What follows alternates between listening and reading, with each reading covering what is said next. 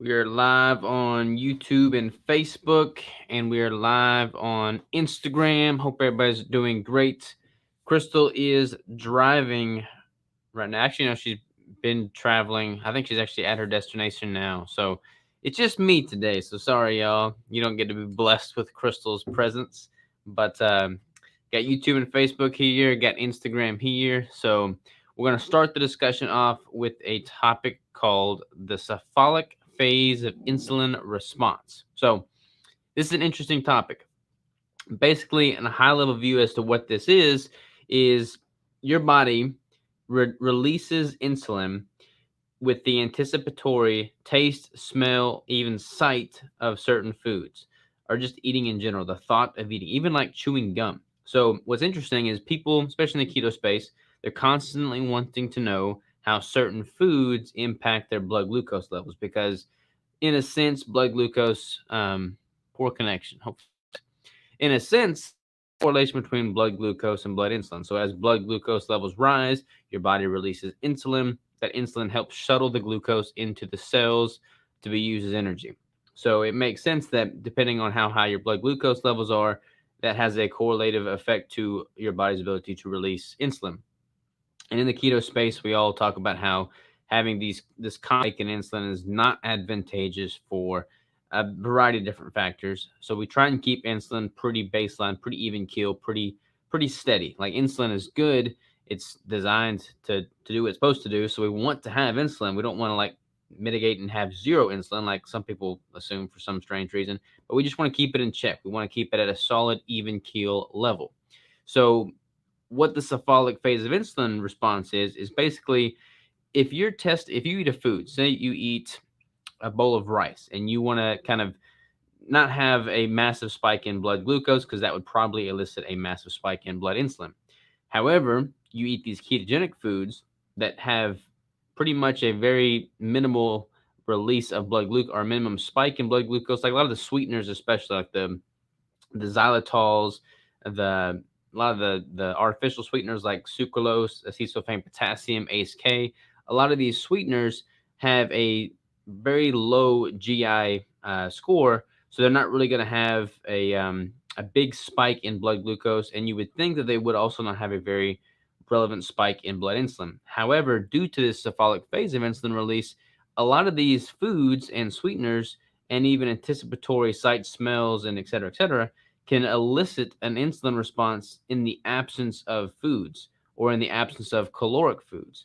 So, like a sweetener, for instance, could elicit an insulin response even if you're not seeing a corresponding spike in glucose. So, what does this mean on a more practical level? How does this affect the everyday person? So when you have a cephalic phase of insulin release, you're probably going to have some increased associated cravings. You're going to have more hunger, and you're just not going to have that satiety. So, like if you've ever gone on an extended period of fasting, you probably are familiar with the concept of if you're not around food, you're not eating food, and you've like mentally prepared yourself to not eat food, you don't really find yourself all that hungry. However, the moment somebody walks in with something that looks and smells delicious, you're, for whatever reason, instantly hungry. Even if you're not fasting, even if you've just had a meal, you're satisfied, you're good to go, then somebody walks in with all these donuts that just smell like donuts, which I don't even know what a donut smells like anymore, but it makes you hungry. This gives you this increased hunger. And some of that is just psychological, like you just trained as humans to associate certain sights, smells, and foods to elicit this hunger response. But a lot of that is physiological and a result of this cephalic phase of insulin release. So, like for me or for y'all, if you're trying to, prolong a fast, have an extended fast, make the most of it, or if you're in like a contest prep or in a cutting phase and you don't want to have these constant cravings and hunger signals spiking, it bodes well to not elicit this cephalic phase of insulin response because that's also going to contribute to those hunger that into those cravings. So I used to chew gum like a madman. I would literally go through 4 packs of gum a day. And not to even mention the trace carbs that add up in 4 packs of gum. But if you just take a moment and think about the sweetness from those non-nutritive sweeteners in all that gum, constantly having that cephalic phase of insulin release response And that's what my hunger was always just ramped up. I could be in a caloric deficit. I'd be chewing gum to mitigate my hunger. I thought that it would mitigate my hunger while calories are low, but it had the exact opposite effect. It would actually increase my hunger because of that sweetness, because of that chewing effect, because the act of chewing also sends a cephalic phase of insulin response. So that is kind of like a high level view of what this is and how it can impact you.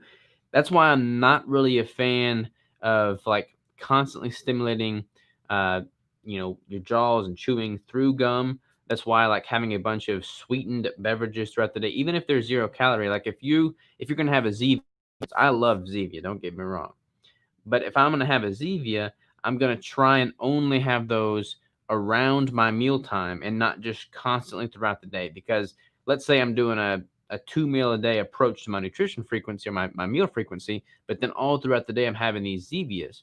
That sweetener in the Zevia and just the act of consuming something, whether it be a beverage or a food, is going to elicit some form of cephalic phase of insulin response.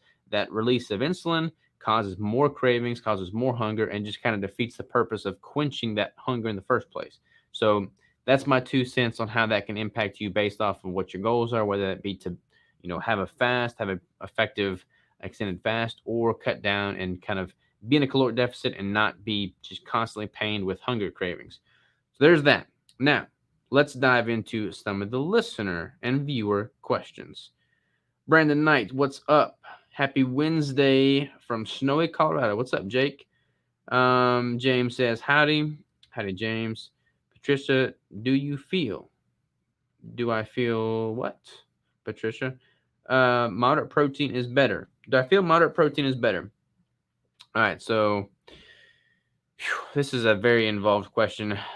The whole concept of high protein versus high fats, moderate protein, while high fat or low fats versus low protein, and this is like a super deep dive question right here. But suffice to say this: it depends on what your level of keto adaptation is. It depends on what your goals are, whether you're trying to be in a caloric surplus and build muscle tissue or in a caloric deficit and lose body fat.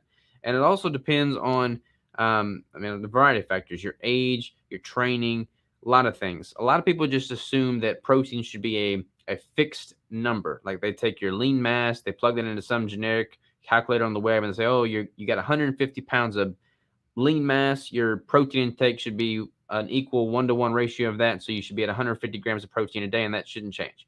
I disagree with that philosophy completely.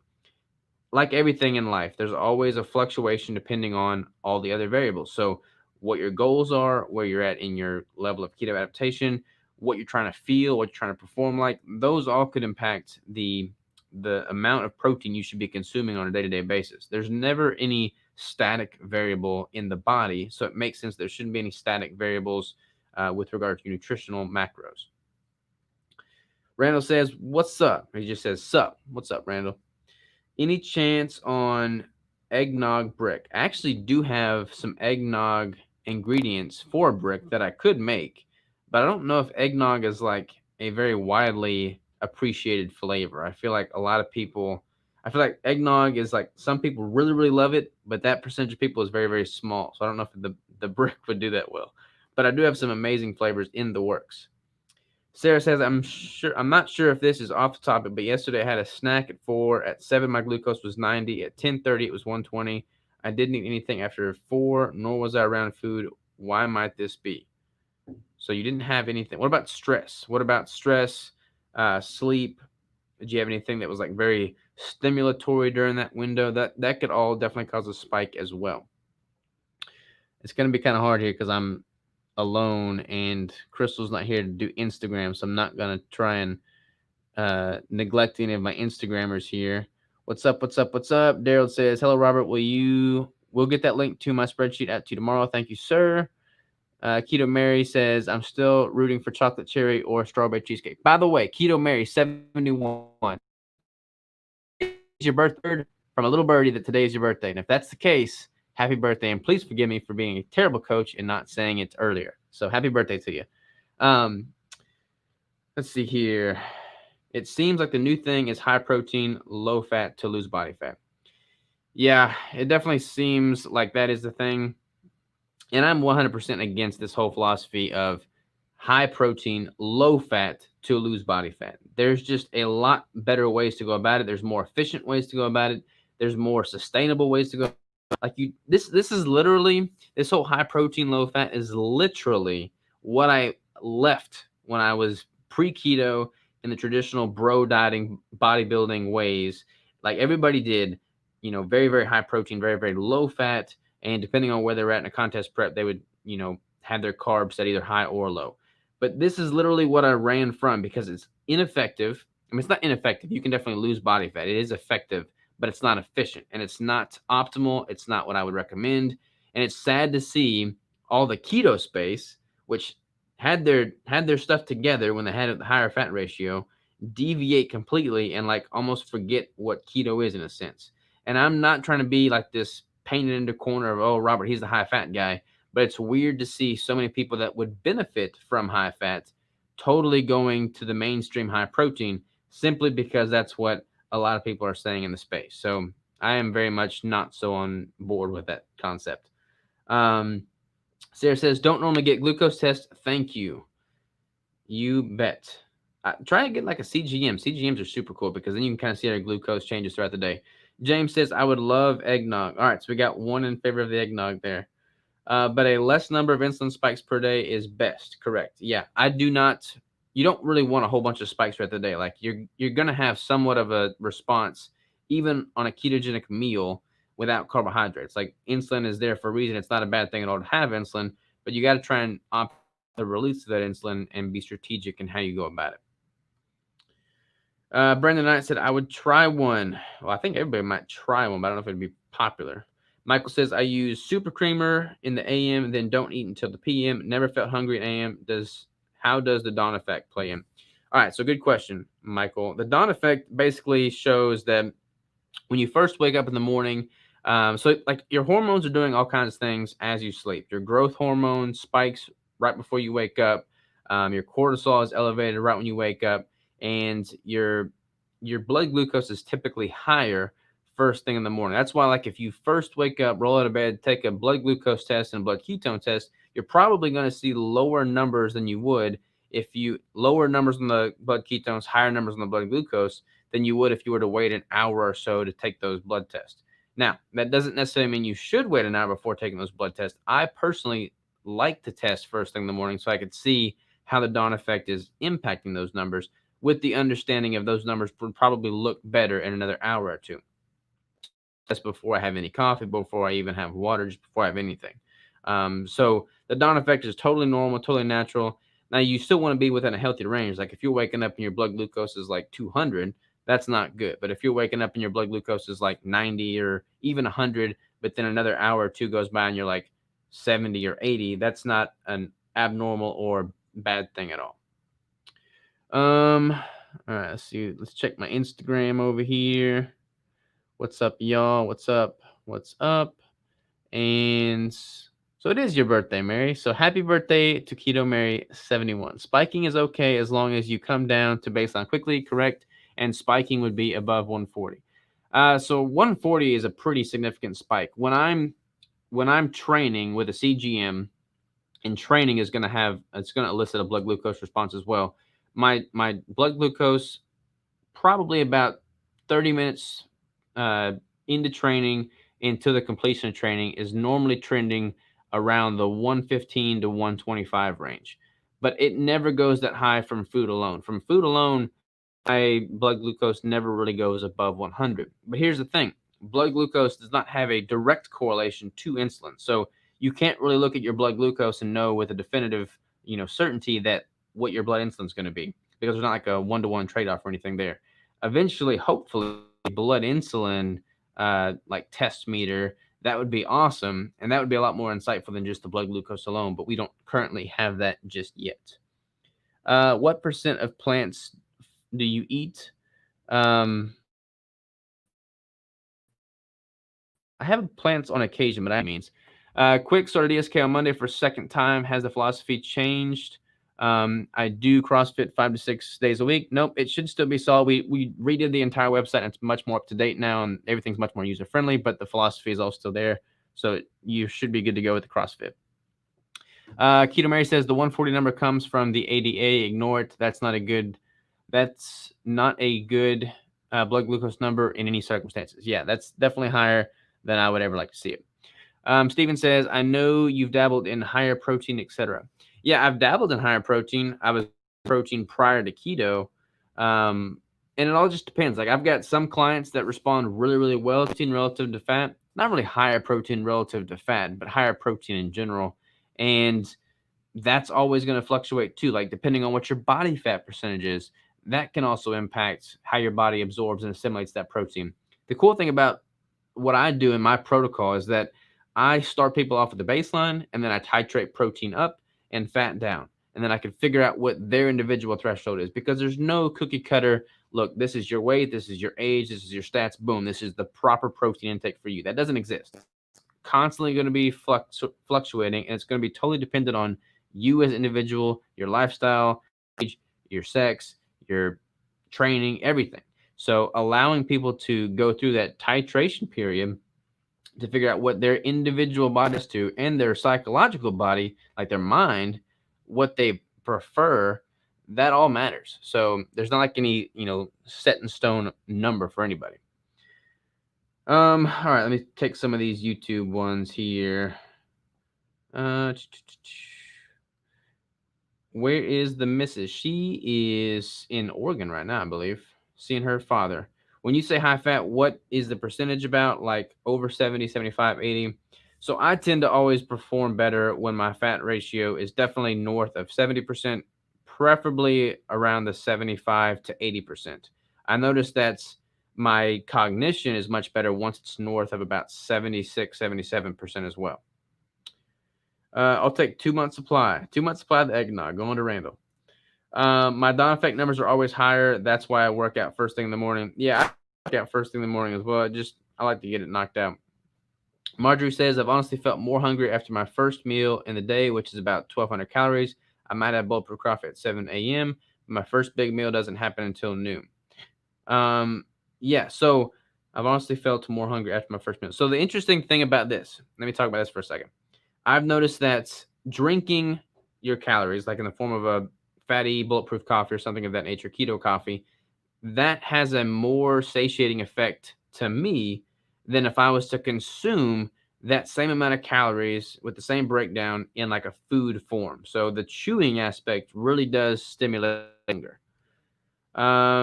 When daily calories are below 1,600 would...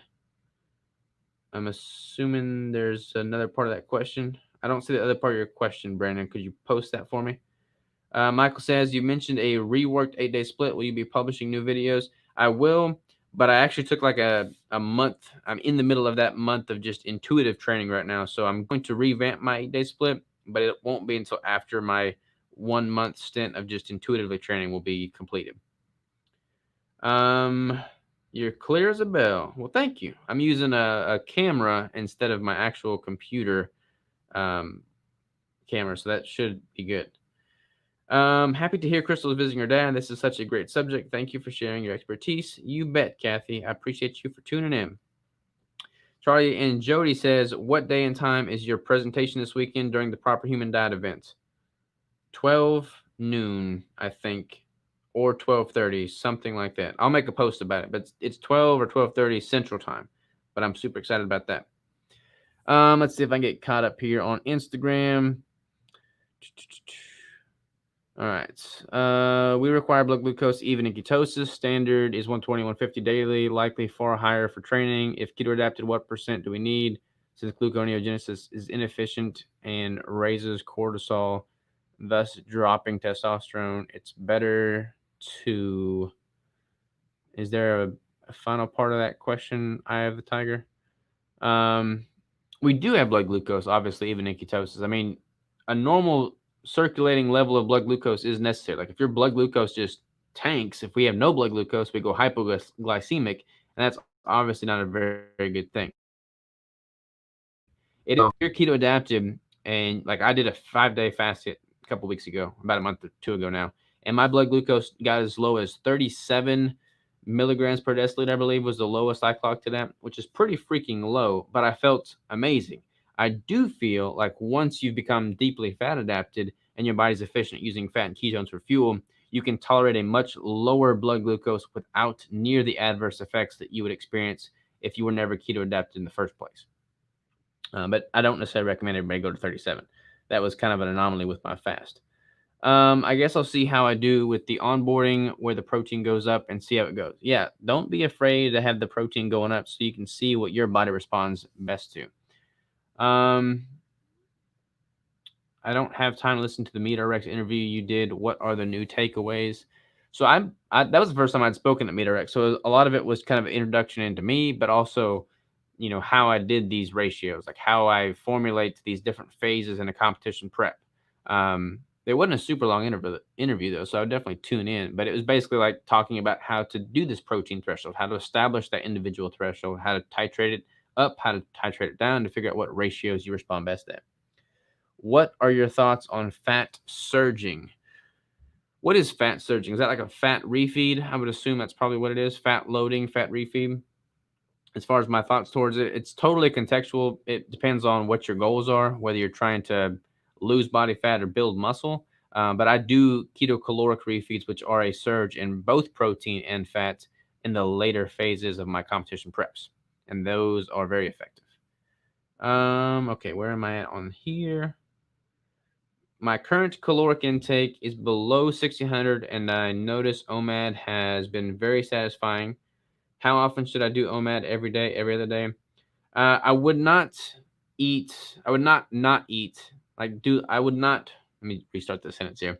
I would not advocate if you're in a caloric deficit and trying to lose body fat, doing a like every other day fasting protocol in which you eat and then not the next day. I don't know if that's what you're asking or not. If you just are asking about OMAD, you're fine to do OMAD every day at that total caloric intake. Now, 1600 calories is pretty low, but I know that you're towards the latter half of your prep or of your cut, so that's fine. You're probably getting close to the refeed period now.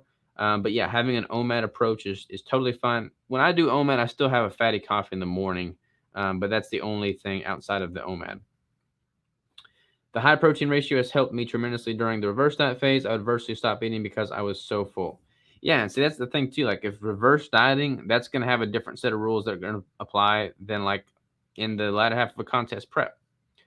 Sarah says the challenge I have is that the foods which work best for me, wild salmon, variety of organs, lamb, are mostly 50-50% fat, protein.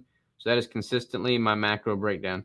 Yeah, that's the one thing about carnivore is if you can definitely do a higher fat version of carnivore, but it's a little bit more challenging. Like you have to incorporate a lot more beef suet, a lot more like fats, and it's harder to hit that ratio without that ratio. The reason I made the keto brick was because I could pair it with a meat, and depending on what meat I paired it with, I could pretty much hit any range of the spectrum of macros that I was having as a goal set of macros.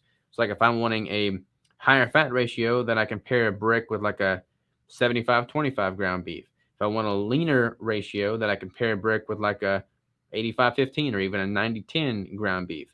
And it just gives me more flexibility without a lot more effort, if that makes sense. But yeah, you can definitely hit the higher fat ratios on carnivore with like the lamb and the salmon and the organ meats, but you're gonna have to find another good source of fat like beef suet or something like that to add to it. Or ghee, like you said here. Yeah, ghee. I've never really been a fan of ghee. I just got some of the bulletproof brand ghee. I'm gonna try that, but most ghees I'm not really a huge fan of. Have you found a lower fat, higher protein, about 65% fat and 30% protein and up, causes sweet cravings? Yeah, it causes more sweet cravings and it causes less overall satiety. And I noticed a little bit more inflammation in my joints, and I just don't have near the mental clarity that I do at the higher fat ratio.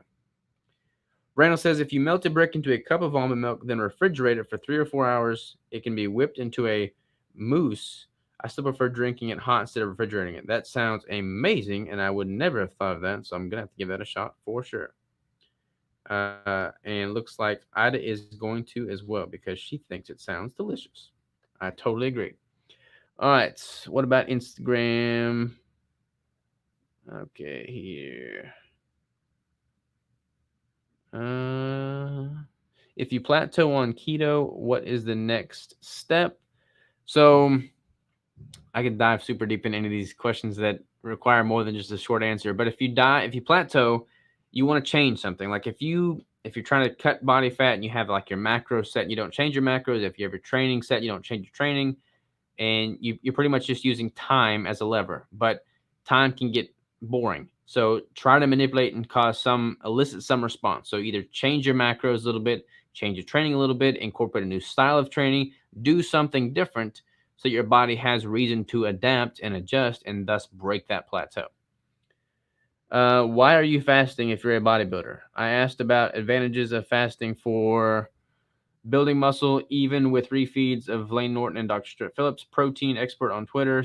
They said no reason to fast other than to accomplish some result as CR for weight loss. So fasting does have some definite benefits. I mean, there's the autophagy, there's the cell apoptosis, there's this turning over of old cells and addition of new cells. So there's benefits there. Now, fasting is not the best thing for bodybuilding. However, if you have this cell turnover and your body is totally flush with fresh cells, your body is going to become much more efficient at everything it does, including building muscle. Now, the actual act of fasting and being in a 0-calorie state is not conducive to muscle building. However, I only do that when I'm in a caloric surplus. So I only do that after coming out of a reverse diet and being in a pretty significant surplus at that.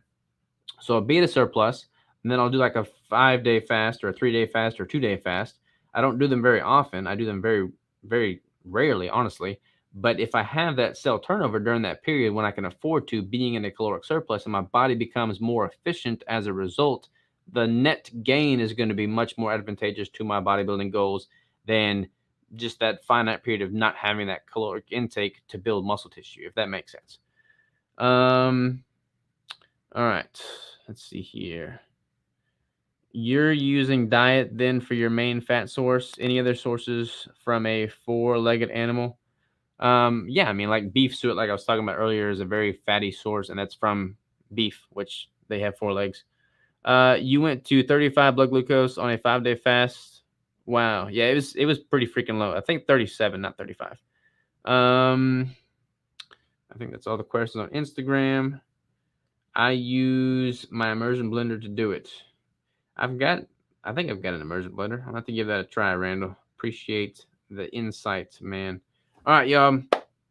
Speaking of eating, I'm going to throw some food on the grill. I got some venison, which is pretty lean. So it's marinating in Primal Kitchen salad dressing right now, which if you eat venison and it is very lean and you don't really like the taste of venison, then marinate that stuff in Primal Kitchen Caesar salad dressing or any of their salad dressings that are clean ingredients. That makes it delicious as well. So that said, I'm going to jump on the grill and cook that up. I appreciate y'all for tuning in, and I want y'all to have an amazing day, and I'll talk to you next week. So take care. Toodaloo. Y'all have a good one. See you on Facebook and YouTube. See you on Instagram. Adios.